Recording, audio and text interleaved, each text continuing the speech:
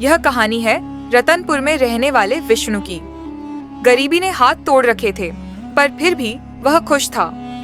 2 वक्त का खाना और सुकून था, पर यह सुकून ज्यादा दिनों तक नहीं रह सका। शादी के कुछ महीनों बाद एक दुर्घटना में उसने अपना एक पैर गंवा दिया था। पैसे न होने की वजह से वह अपना इलाज नहीं करवा पा रहा था। आज तो खाने का एक दाना भी नहीं है, तुम तो कुछ कमा नहीं पाओगे। मैंने एक जगह काम की बात की है, आज से मैं रोज काम पर जाऊंगी। तुम कम से कम घर के छोटे मोटे काम कर लेना। ऐसे में रिया अब रोज काम पर जाने लगी। एक दिन विष्णु अपने घर में बैठा खाना बना रहा था कि उससे मिलने के लिए उसका एक दोस्त रवि घर पर आया। विष्णु, कैसा है? तबीयत ठीक है तही? हाँ, बस ठीक ही हूँ। तू बता, कैसा चल रहा आजकल? सब ठीक। तुझसे मिलने का मन था तो सोचा आ जाऊं। आज आया कर। वैसे भी मैं अकेला ही रहता हूँ घर पर। मेरी पत्नी तो शाम को आएगी। अकेले बैठे बैठे कुछ नहीं होता तो तुझसे बात ही कर लिया करूंगा। विष्णु, तुझसे एक बात कहूं, देख, बुरा मत मानना, पर तेरी बीवी तेरे अपाहिज होने का फायदा उठाकर बाहर काम का बहाना बनाकर जाती है, पर तुझे पता भी है कि वो बाहर जाकर क्या करती है? रवि, ऐसे मत बोल। मेरी पत्नी मुझ जैसे अपाहिज के साथ अब भी रह रही है। मैं बाहर जाकर काम नहीं कर सकता, इसलिए तो वह काम कर रही है ना। काम करती है भाई? वो काम नहीं करती। मैंने उसे किसी और के साथ एक महंगे रेस्टोरेंट में देखा है। अगर तुझे भरोसा नहीं है तो मैं तुझे दिखा सकता हूँ। ठीक है, चल। और अपनी बैसाखी के सहारे धीरे धीरे चलने लगता है। रवि भी उसकी मदद करता है। फिर वो उसे लेकर उस रेस्टोरेंट की तरफ चला जाता है।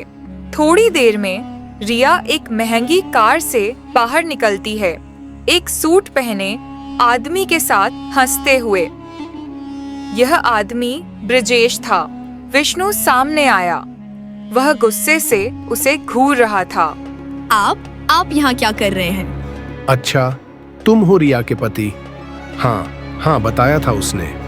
तुम अपाहिज हो, बिना सहारे के चल नहीं सकते। विष्णु की आंखों से आंसू बहने लगे। वह कुछ नहीं बोला, बस चुपचाप रोते हुए अपनी पत्नी को देखता रहा। रोना बंद करो और जाओ यहाँ से। तुम्हें झेलते झेलते थक गई हूँ मैं। एक अपाहिज के साथ रहना कितना मुश्किल होता है, पर अब मैं तुम्हारे साथ नहीं रहूंगी। मैं ब्रजेश से शादी करूंगी। जाओ यहाँ से। अपने इस टूटे पैर का इलाज तो करा नहीं सकते और बड़े आए। रवि विष्णु को अपने साथ घर ले आता है। उस दिन विष्णु ने बहुत प्यार से और अपने बचाए पैसों से रिया के लिए समोसे बनाए होते हैं। सोचा था थककर आएगी तो दोनों साथ मिलकर प्यार से बातें करते हुए खाएंगे, पर अब विष्णु का कोई ऐसा इरादा नहीं था। उसने वह समोसे रवि को देते हुए कहा, मेरा तो दिल अब कुछ भी करने का नहीं कर रहा। किसी लायक नहीं हूं मैं, पर अन्न का अपमान नहीं कर सकता, इसलिए यह तुम खा लो। विष्णु, ऐसा मत बोल। अगर उस औरत को तेरे साथ नहीं रहना, इसका मतलब ये नहीं कि तू किसी लायक नहीं है। पर सच यही है कि मैं कुछ नहीं कर सकता। मुझ जैसा अपाहिज भला क्या करेगा, जो बिना सहारे के चल तक नहीं सकता। तू कितना पागल है।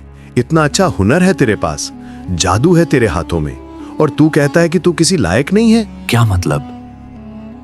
हुनर? मैं कुछ समझा नहीं। अरे, तेरे समोसे की बात कर रहा हूं। मैंने आज से पहले इतने अच्छे समोसे कभी नहीं खाए भाई। तू तो ऐसे ही बनाता है। तो तू एक काम क्यों नहीं करता? तू समोसे का छोटा सा ठेला शुरू कर दे। तू मजाक कर रहा है। मेरे पास रात का खाना बनाने के पैसे नहीं हैं और तू बोल रहा है मैं समोसे बेचना शुरू कर दूं? पैसे कहां से लाऊं? अरे पागल, तू पैसों की फिक्र क्यों करता है? तुझे बुरा ना लगे तो इस काम को हम दोनों एक साथ कर सकते हैं। तू बाहर जा नहीं सकता, पर समोसे बना सकता है। तो तू समोसे बना कर देना और मैं बेच दिया करूंगा, और तुझे सामान भी ला कर दूंगा।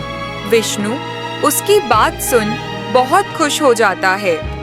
एक तरफ पत्नी ने धोखा दिया था और दूसरी तरफ दोस्त इतना साथ दे रहा था।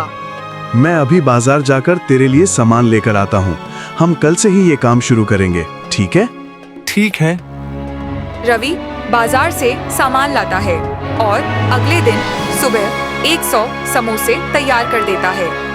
रवि उन्हें बेचने निकलता है और आधे ही दिन में सारे बिक जाते हैं। इससे दोनों को अच्छा मुनाफा होता है। वे दोनों खुश हो जाते हैं और जल्द ही पूरे गांव में उनके समोसे मशहूर हो जाते हैं। एक दिन ब्रिजेश की पत्नी रिया उससे पैसों के लिए लड़ती है ब्रिजेश के घर पे। सुनिए जी, मुझे 10,000 दो, मुझे जरूरत है। अरे अभी कल ही तुम्हें 4,000 दिए, अब कहाँ गए जो अब 10,000 तुम्हें और चाहिए? खर्च हो गए, मैं नई साड़ियाँ ले आई थी। अरे प्राइवेट नौकरी करता हूँ, मैं कहीं का सेठ नहीं हूँ। अच्छा जी, शादी करने से पहले तो बहुत डींगे मारते थे। रानी बना के रखूंगा, बस 4 दिन में हवा निकल गई। जैसे तुम इससे पहले तो सूरत के किसी हीरा व्यापारी के यहाँ पटरानी थी ना, जो ऐश परस्ती यहाँ खोज रही हो। भूल जाओ, सब समझी।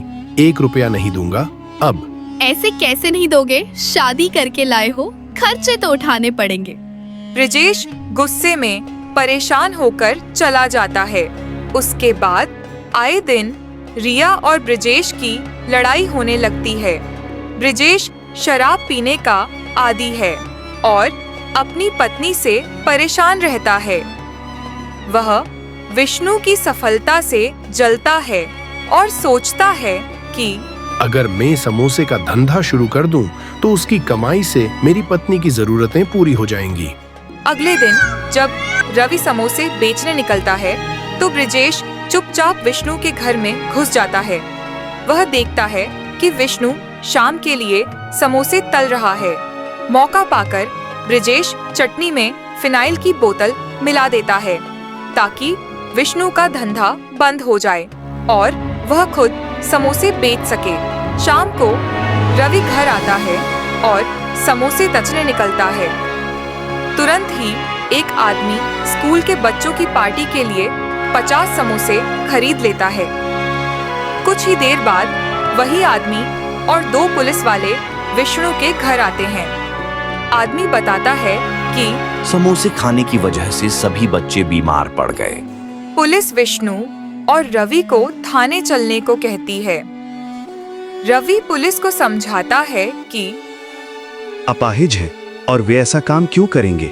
इंस्पेक्टर को भी उनकी बात में दम लगता है। 1 साल बीत गया। विष्णु समोसे वाला पूरे रत्नपुर में मशहूर हो गया था। उसकी दुकान पर लंबी लाइनें लगती थीं। उसने अपनी कमाई से अपना इलाज करवाया और अब वह एक छड़ी के सहारे चल सकता था। रवि उसका बिजनेस पार्टनर और सच्चा साथी बना रहा। एक दिन शहर में यह खबर फैली कि ब्रिजेश को पुलिस ने करोड़ों की धोखाधड़ी के आरोप में गिरफ्तार कर लिया है। वह अमीर नहीं था, बल्कि लोगों को लूटने वाला एक धोखेबाज था। कुछ दिनों बाद रिया टूटे हुए दिल से विष्णु के पास आई। मुझे माफ कर दो विष्णु, मैंने पैसे और आराम के लालच में तुम्हें छोड़ दिया। मुझे नहीं पता था कि ब्रिजेश ऐसा है, मुझे माफ कर दो। मैंने तुम्हें उस दिन ही माफ कर दिया था रिया, जिस दिन तुम चली गई थी। पर मैं अब वो विष्णु नहीं रहा। तुम जा सकती हो। मुझे मेरे काम और मेरे दोस्त ने सहारा दिया है। रिया रोते हुए वहां से चली गई। इस तरह विष्णु की जिंदगी में सब कुछ ठीक हो चुका था। उसकी समोसे बेचने से की गई शुरुआत अब ऊंचाई छू चुकी थी। उसे लोगों ने अब एक नाम भी दे दिया था, विष्णु समोसे वाला।